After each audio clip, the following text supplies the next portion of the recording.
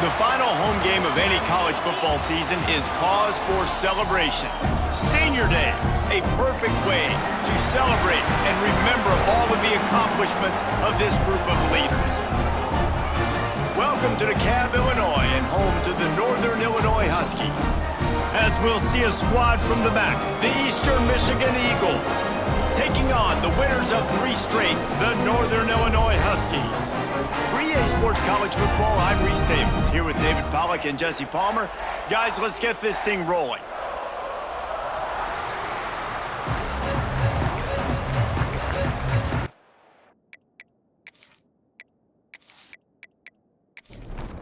Northern Illinois about to kick it off as we get things started. Here he comes from inside his own 5. Really disciplined job by the coverage unit to get down there and make the stop at the 19. So the Eastern Michigan Eagles offense takes the field. Bunch formation for these receivers.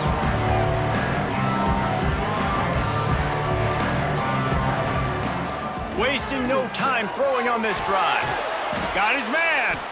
They stop him almost immediately. Short gain there, and still a little ground to cover to pick up the first. Off play action. Throwing right. Hauls it in. And he's brought down at the 40-yard line, and that'll be a first down. New set of downs after the completion. To the air on first down. Finds his big tight end. And he has run out of bounds as they go backwards there and just avoided the contact. Second down, they'll go to the air. Complete with conviction on the crosser. They make the stop, but there is a flag on the field. We'll see what that's all about. Hold it. Offense. There are penalties you sort of forget about and others that sort of stick with you for a while. You get a play like that wiped out, that one's going to linger. Unloads to the wideout. Got a man, it's Little. And he's wrestled to the ground. As they get set to snap it, just about to reach the end of the quarter. Catch in the middle, it's Johnson. They'll make the stop about 3 yards short of the first down. It's been a defensive battle through the first period, and the stats tell that tale.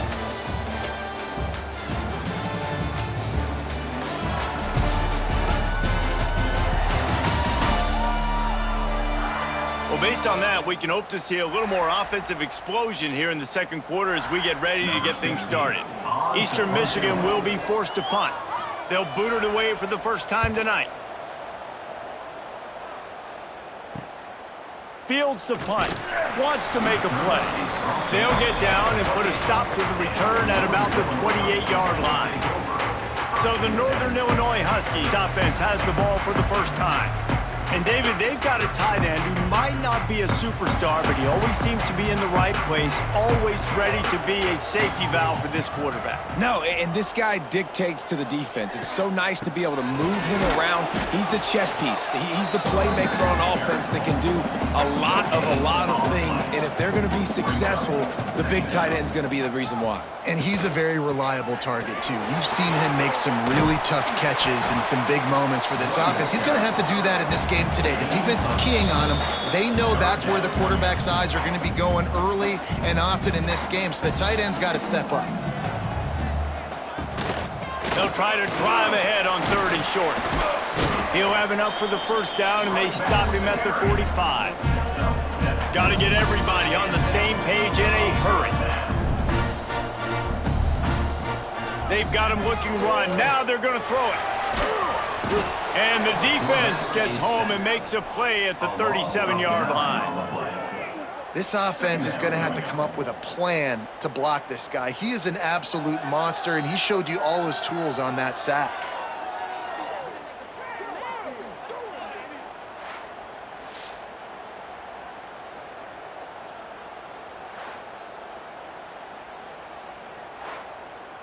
And the Huskies now with a long way to go to pick up the first down. Wants to fire on second down. Got it in the middle, it's Taylor. And the defense settled in to stop that one for a short gain. They're at their fastest tempo trying to get off this third down play. Bring in the heat. Oh, and he took a shot as he threw that one away. Northern Illinois will line up to punt it away. They'll boot it into the night sky for the first time. Sends his first one of the day on its way, and that matches the number of appearances he had in that win last week. Here we go. They'll try to get something on the board here in the final minute of the first half. Coming out on first down with the play fake. Takes a hit as he fires. And it's incomplete. If you're going to take a hit like that, you might as well hang on to the ball. So now it's second and long. Back to pass. Under fire. Out of the backfield, he's open. Timeout called here by the defense. It's their first of the half. They've got to come up with a big play on this third and long.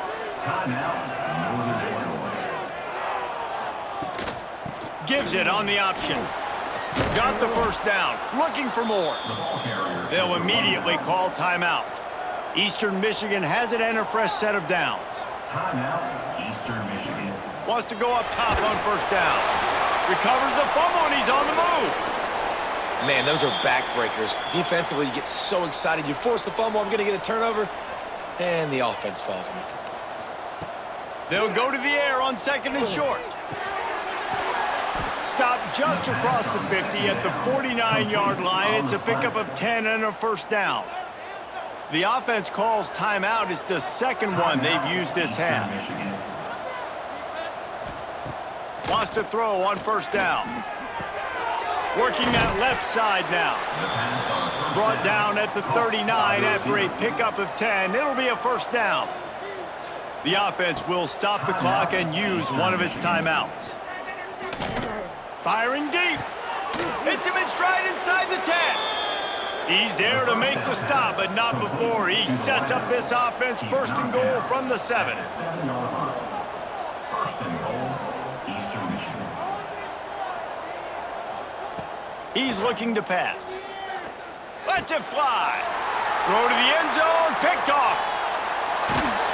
And he's dragged down after the interception, and that's how we'll close out the first half.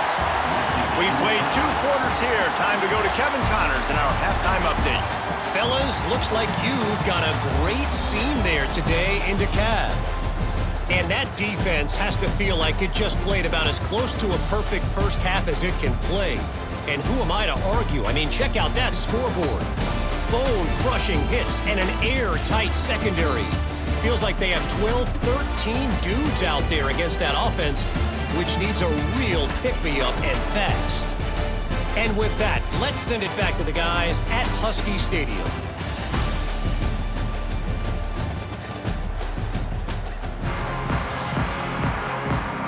We're all locked up here in the third quarter as he's set to kick it away. He'll take the return and try to improve the field position. Didn't find any crease in that kickoff coverage, and he'll be stopped at the 17. Northern Illinois takes over as the offense heads to the field. Not a lot of offense, in fact, no offense in terms of scoring there in the first half. You got to give the defense credit on both sides. They've been physical. They've been making plays. So now, which of these offenses can break the tie? It's not going to be easy, but for this offense now taking the ball here first in the second half, they've got to get something going. Finally giving the defense some credit. How did that feel coming out of your mouth? Did it hurt? Like, did you not like to say that? It sounded painful. I just threw up in my mouth. And that incomplete pass caused by the big hit on first down, second down coming. This has been a tight one, third quarter, all tied up. It's now second and 10. Nice gain of 6, leaving them with third and 4. The Huskies come to the line on third and short, looking to keep this drive moving. Here's a heat. And the defense gets home and makes a play at the 37-yard line. Not sure exactly what led to that, whether the protection wasn't right or the quarterback just didn't see it, but the result was a negative play and a sack. Well, one thing I do know is that quarterback had no chance to get that ball downfield. That pocket was breaking down, and it was breaking down quickly. There were just too many bodies in that backfield for the QB to make anything happen. Northern Illinois will line up to punt it away. Fair catch is made inside his own 20 at the 17-yard line. First snap of this drive will come from their own 17. The give to the lone running back. He is going nowhere. Stop at the line of scrimmage.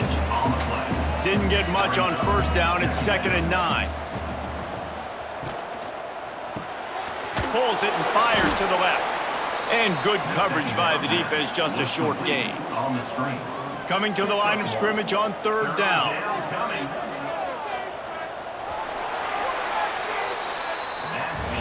All defense so far, nobody giving an inch. And how long has it been since you've seen a scoreless game through 3 periods?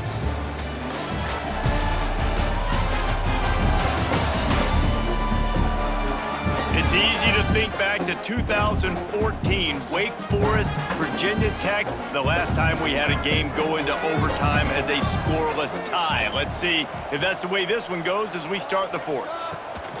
They'll run play action. And the quarterback caught up to and sacked at the 12. Timeout called by the defense. It's their first of the half as they'll make some adjustments. They kick it away on 4th down. Not able to pop the big return, but they've got the ball back and ready to go with a fresh possession. Time for the offense to try to put together a 4th quarter drive to break a tie. They'll crank up this drive with the pass. Catch in the middle, it's Gibbons. He's brought down quickly, minimal gain there, still a bit short of the 1st down.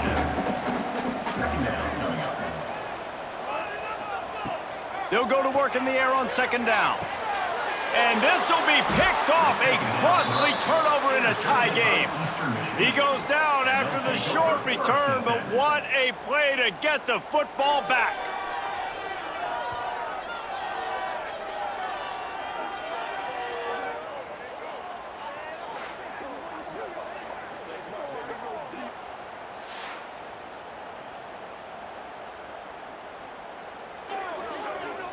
Eastern Michigan takes over as the offense heads to the field.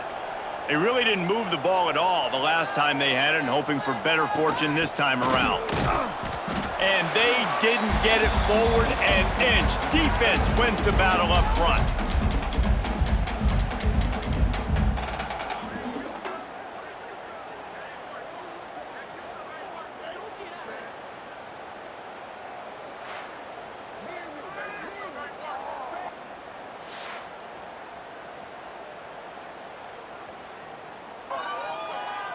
Working well behind the sticks on 2nd down.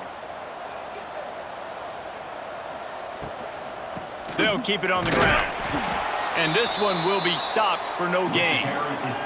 Got to get to the line quickly for this 3rd down play. From the gun, wants to pass. He lost one down the sideline. Catch inside the 25. He's got the sidelines going nuts as he gets it down to the 18-yard line. And that had to be a coverage bust on defense. There is no rhyme or reason why a receiver should be that wide open, that deep down the field. Defense, they better check themselves.